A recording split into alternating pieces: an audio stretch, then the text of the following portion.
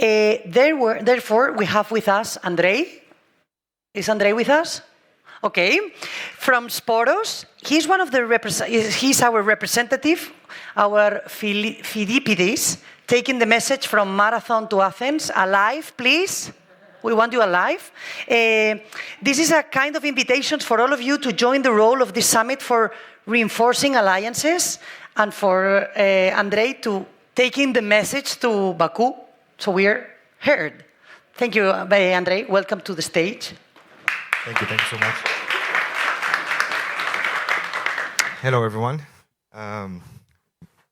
Maybe I'll sit. My name is Andrei Geica. I'm a co-founder and partner in Sporos platform, and we are an impact investment fund focused on circular economy. The first Article 9, hopefully not for long, investment fund in Greece. For those of you who don't know, the EU Sustainable Finance Disclosure Regulation basically categorizes all financial intermediaries in the EU into 3 categories. They didn't want to create the categories, but de facto they did.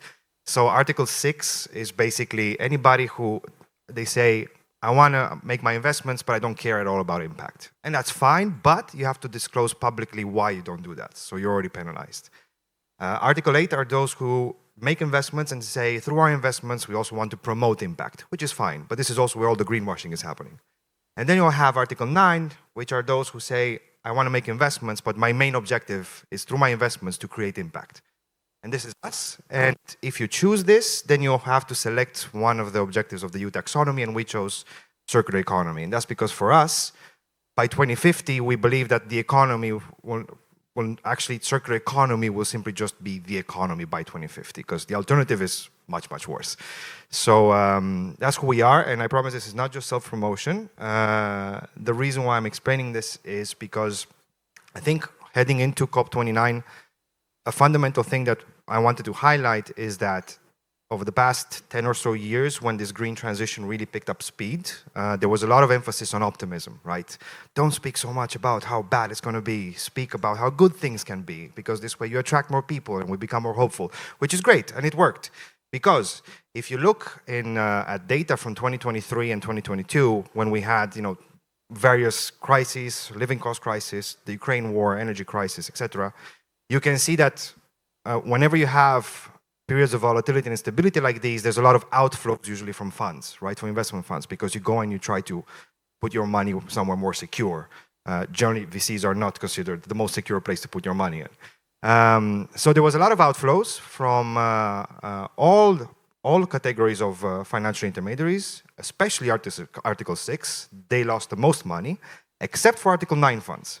Article 9 funds, even in these periods of crisis, were the ones that were still attracted money. So that means that this message of optimism worked, because people understood that we want this bright future, and I want to, if I'm somebody with money and I want to invest it, I want to be part of this. So I'm going to put my money somewhere where I know we're going to go in that direction.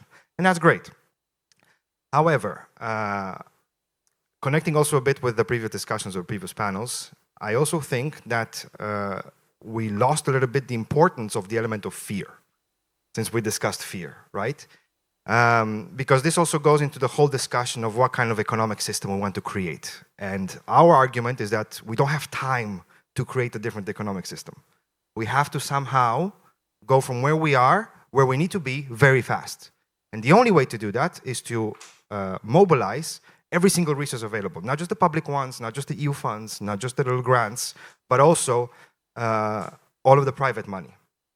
Because on the other side of things, the path dependency, the fixed interest, the ones that care to maintain the status quo because it's financially remunerative for them, they spend a lot of money to keep things as they are.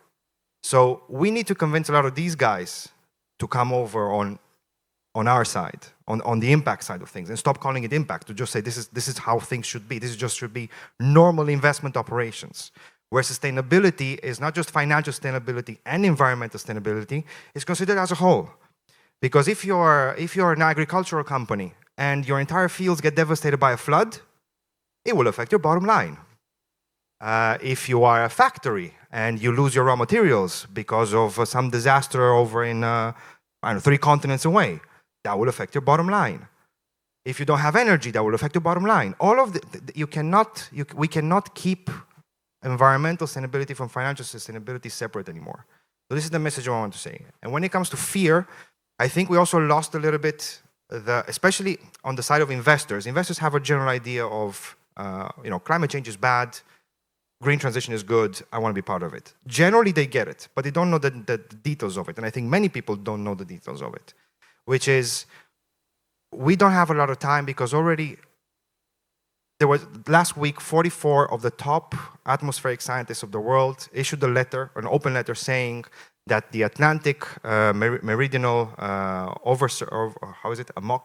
Atlantic meridional over-circulating circulation, which is one of the main currents of the Atlantic Ocean that basically pushes hot air upwards and keeps the cold polar air up, while also allows wet air to go down towards the Amazon. This is at imminent danger of collapse. And these are the words that scientists use, and they don't usually use these terms: imminent collapse, catastrophic consequences.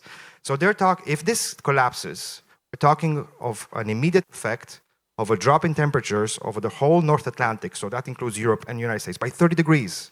That means no more agriculture. It just stops. The Amazon forest instantly becomes a savanna, instantly, because there's no more wet air coming down. If that happens, we lose one of the biggest carbon sinks that we have. And there's absolutely not a single climate transition plan from any country in this world that doesn't rely on natural carbon sinks in order to reach their targets and stay below the 1.5 degrees of the Paris Agreement. And already last year, there was a complete breakdown of this. Because of forest fires, again caused by climate change because everything is much drier, forests, for the first time ever, emitted more CO2 than they absorbed, which is a complete disaster because it goes against any plan that we have. And in all of this, $7 trillion are still spent as subsidies for fossil fuels. $7 trillion a year. That's $75 million a day. In impact, we're nowhere near that kind of money. Nowhere near. And time is very much fast running out. Because whatever we don't fix this decade, it's gone. We don't fix. So, going back a bit to optimism. Since the problem is so complex and it touches upon many, many things, unfortunately or fortunately, depending on point of view, the COP, the Conference of the Parties, is the best place to try to drive this message forward, because all of the other guys, the ones who are using and spending in those $7 trillion, they are there. They are there with hard money, doing lobbying and creating booths and saying about how they will decarbonize their industries, but then they fire the CEO who promised to do that. I'm talking about BP, for example. They are there and they are very active. I think that the players who are the most active on the impact side of things are small players, which for me is great, because this richness and diversity will create the necessary solutions, because we don't have solutions for everything yet, will create the necessary solutions in order to actually move away from the future that we're still heading towards. The nature of the world that we live in, with high specialization and verticals, means that we need many, many different players of very different types to actually come together, unite around a single message, around what our core share objective is, and try to transmit that to counteract the status quo and the path dependency.